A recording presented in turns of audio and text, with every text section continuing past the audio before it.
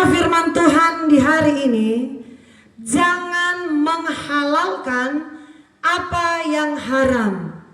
Kebenaran firman Tuhan dalam kitab Ibrani pasal yang ke-11 ayat 24 sampai ayatnya yang ke-25.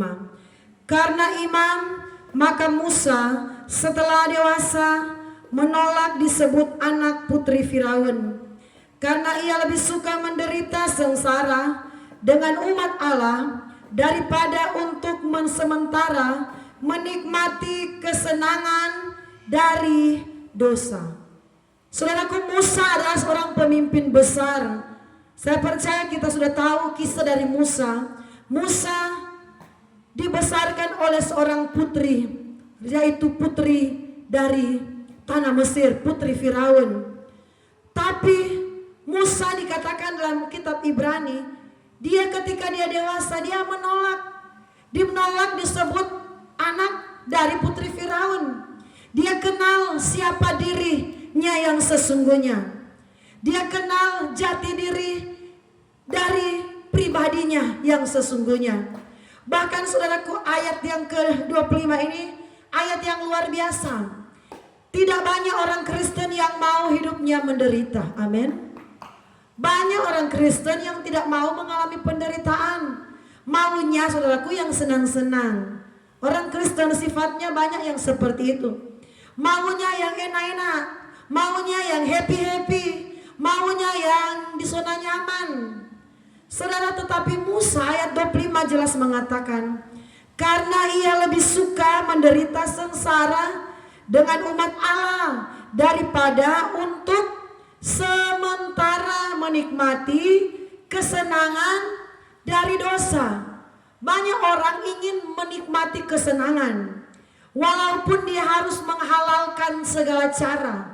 Walaupun cara yang dia halalkan itu adalah cara yang haram, cara yang salah, cara yang tidak sesuai firman Tuhan. Ada banyak orang ketika dia dipercayakan jabatan di kantor, dia salah gunakan jabatannya itu, saudaraku. Mau menikmati kesenangan yang sesaat.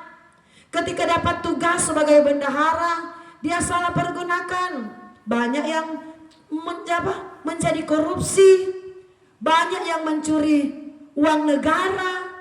Saudaraku, itu adalah kesenangan yang sementara, kesenangan dosa yang sementara. Kalau kita mau diberkati Tuhan, ikut jalurnya Tuhan, ikut langkah demi langkah yang Tuhan tetapkan dalam hidup kita. Step by step, sabar, bertekun dalam doa, berharap kepada Tuhan. Jangan halalkan cara-cara yang haram. Ketika engkau melihat ada uang di depan matamu, itu bukan uangmu, itu bukan milikmu, itu milik negara, milik di mana perusahaan engkau bekerja. Ambil saja, kan cuma ambil sebagian, kan tidak ada yang lihat. Tidak ada CCTV yang lihat saya. Saudaraku, ada CCTV-nya Tuhan yang selalu memantau hidupmu. Ada CCTV-nya Tuhan yang selalu merekam. Dan tidak ada satu kejadian yang terlewatkan dari rekamannya Tuhan. Kalau saudara mau diangkat oleh Tuhan, mau berhasil, jadilah seperti Musa. Dia tidak mau matanya tertuju kepada kesenangan dunia yang ada di Mesir. Di Mesir itu segalanya ada. Kalau cuma kekayaan, ya ada, saudaraku. Namanya anak putri Firaun. Kalau cuma jabatan, ada, saudaraku. Kalau cuma kedudukan, pasti ada. Namanya Musa dibesarkan oleh anak putri Firaun. Kehormatan pasti ada. Nama besar pasti ada. Kekayaan yang melimpah ada. Semua lengkap. Tetapi saudaraku, kita sebagai orang Kristen harus ikut kehendak Tuhan. Belajar ikut rancangannya Tuhan. Belajar mengalir dengan caranya Tuhan. Jangan ingin cepat-cepat kaya, tetapi menjerumuskan hidup kita dengan korupsi, dengan mencuri uang perusahaan, dengan mengambil apa yang bukan menjadi bagian kita, apa yang bukan menjadi hak kita. Saudara, Musa adalah salah satu teladan iman.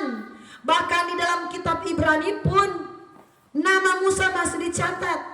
Saudara tahu nama Musa itu paling banyak disebut dalam kitab Taurat, saudaraku. Kitab Keluaran. Tetapi sampai pada kitab Ibrani, nama Musa adalah tokoh-tokoh iman. Orang yang beriman, dia tidak gampang digiurkan dengan kekayaan. Orang yang beriman, dia selalu mengandalkan Tuhan. Dia tidak mau pakai cara yang instan, namun berdosa. Dia tidak mau pakai cara yang cepat, tetapi menyakiti hati Tuhan. Saudaraku, ayat yang selanjutnya, ayat yang ke-25, karena ia lebih suka menderita sengsara dengan umat Allah daripada untuk sementara menikmati kesenangan dari dosa. Saudaraku, iblis memang memberikan kesenangan yang dari dosa. Tetapi ingat, kesenangan yang iblis berikan, yang dunia tawarkan, itu hanyalah kesenangan yang sesaat. Itu kesenangan yang sementara, tetapi membuahkan dosa, tetapi membuahkan hukuman, tetapi mendatangkan akibat yang fatal.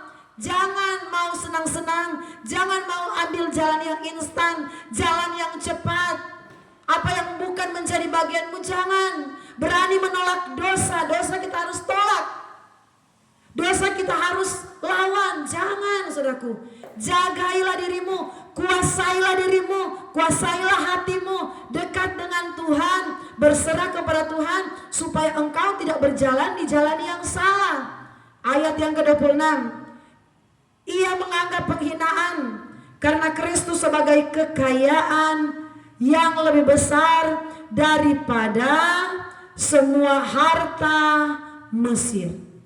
Saudaraku, dikatakan Musa, dikatakan firman Tuhan, Musa menganggap penghinaan karena Kristus adalah kekayaan yang lebih besar daripada harta Mesir.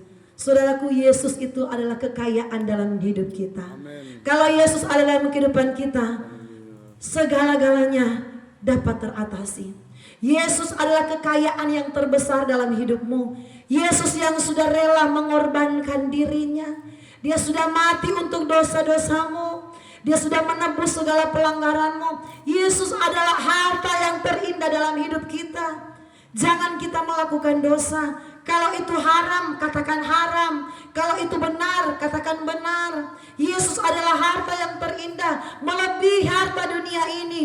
Saudaraku, mari kita hidup berkenan kepada Tuhan. Lakukan firman Tuhan supaya Tuhan promosikan hidupmu, supaya Tuhan angkat hidupmu. Tuhan Yesus memberkati.